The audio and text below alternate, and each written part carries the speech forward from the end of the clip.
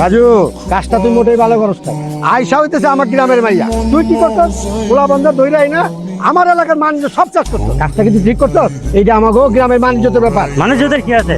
আর sir আমি এই ছোটবেলা থেকে ভালোবাসি, দিনের পর দিন আমি ওর পিছনে ঘুরছি, ও আমার পাত্তা দেয় নাই।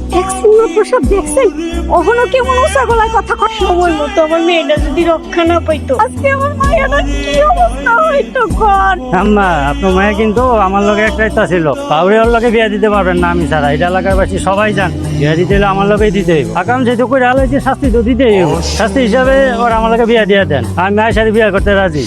কখনো না, আমি মরে গেলেও তোর মতো শয়তানটা বিয়া করুম না। বাণিজ্য তো একবার চলে গেলে সেইটা আর ফিরে পাওয়া যায় না। আমি একটা কথা বলি, আয়সারে রাজুর সাথে বিয়ে দাও। ভাত বসা আপনি এটা কি হইতেছে? এছাড়া তো আর কোনো উপায় নাই। যে ঘটনা ঘটছে, এই ঘটনা জানার পর কি তোমার মেয়ের এই গ্রামের কেউ বিয়ে করবো? আমি আয়সার বিয়ে করবো, কেউ না জানুক, আমি তো জানি কাল রাতে আয়সার সাথে কি হয়েছে।